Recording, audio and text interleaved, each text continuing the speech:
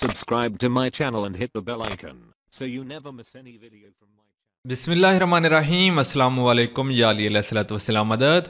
मुमिनीन इकराम, आज एक नई वीडियो में आप लोगों के साथ हाजिर हूँ और आज इस वीडियो के अंदर मैं कुछ अहादीस आप लोगों के साथ शेयर करना चाहता हूँ 2 से 4 खाने के हवाले से, खाने के आदाब के हवाले से।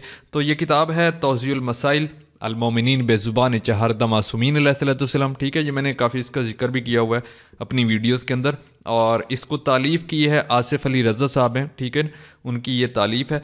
तो ये जिल्द 2 में जो मेरे पास है, जिल्द अव्वल भी मेरे पास पड़ी है। तो इसका सफ़ा नंबर है 673 यानी कि 673 सफ़ा नंबर है। और इसमें सबसे पहली जो हदीस मैं आप लोगों के सामने रखने वाला हूँ वो है नमाज के हवाले से कि समा बिन महरान से रिवायत है कि मैंने इमाम जाफ़र सादिक अलैहिस्सलाम से पूछा कि उधर नमाज का वक्त दाखिल होता है और उधर खाना भी लगा दिया जाता है, तो हम क्या करें? क्या पहले नमाज पढ़ें या फिर हम पहले खाना खा लें? तो मौला ने फरमाया कि अगर नमाज का अव्वल वक्त है तो पहले खाना खाओ, और अगर नमाज का कुछ वक्त गुजर चुका है और उसकी ताख़ीर का खौफ हो तो पहले नमाज पढ़ो। अब यहाँ पर जिनको समझ नहीं आई कि मिसाल के तौर पे अगर आप नमाज के लिए जो है अज़ान होती है तो उसमें अगर अभी अभी अज़ान हुई है 5 से 10 मिनट हुई हैं, मतलब अव्वल वक्त है, तो आप पहले नमाज़ पढ़ लो। ऐसे ना हो कि आपकी नमाज जो है वो लेट हो जाए, क्योंकि अव्वल वक्त नमाज की बहुत ज़्यादा फजीलत है और हमें भी हुक्म है कि जितनी हो सके अव्वल वक्त में नमाज पढ़ें, लेट ना करें, जानबूझकर लेट ना करें। ठीक है, तो अव्वल वक्त है नमाज का तो आप पहले नमाज पढ़ें, उसके बाद आप खाना खाएँ। ठीक है, और अगर आपकी नमाज लेट हो चुकी है, 1 घंटा 2 घंटा लेट हो चुकी है, तो पहले आप खाना खा लें। अगर आपका खाना लग चुका है तो पहले खाना खा लें,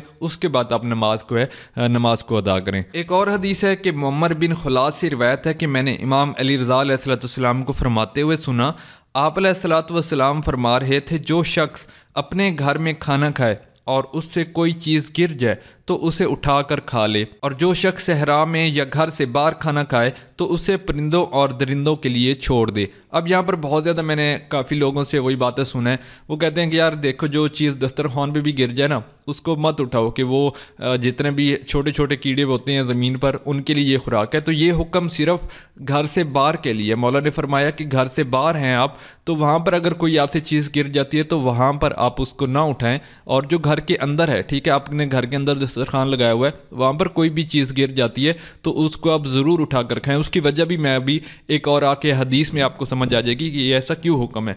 तो एक और हदीस है इमाम जाफ़र सादिक अलैहिस्सलाम से रिवायत है कि अमीर अल-मोमिनीन अली इब्न अबी तालिब अलैहिस्सलाम ने फरमाया, दस्तरखान से जो टुकड़ा वगैरह गिरता है उसको उठा कर खाओ, क्योंकि इसमें अल्लाह के इज़्न से हर बीमारी के लिए शिफा है उस शख्स के लिए जो उससे शिफा हासिल करना चाहे।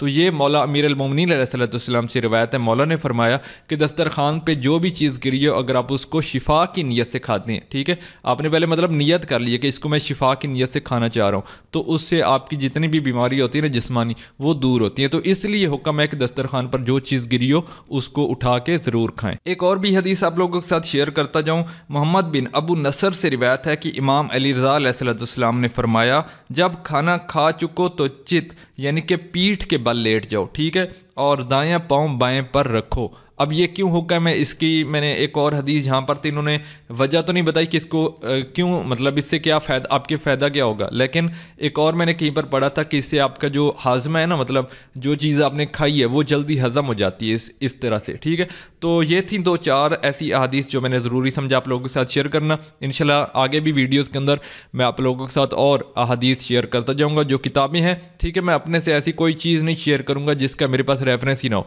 तो ये मैंने सबसे पहले मेरे पास किताब मौजूद थी तो मैंने इसलिए ये अहादीस शेयर की, और ये बहुत ऐसी चीज़ें होती हैं जो कि हम मुमिनीन को नहीं पता होती हैं, और ना ही ऐसी हमें मजालिस वगैरह से सुनने को आजकल मिलती हैं। ठीक है, तो मैं कोशिश करता हूँ कि ऐसी चीज़ें आप लोगों तक पहुँचाता रहूँ इंशाल्लाह, ज़िंदगी बाकी तो पहुँचाता रहूँगा। तो चले इंशाल्लाह मिलते हैं अपनी नेक्स्ट वीडियो में, तब तक के लिए अल्लाह हाफिज़।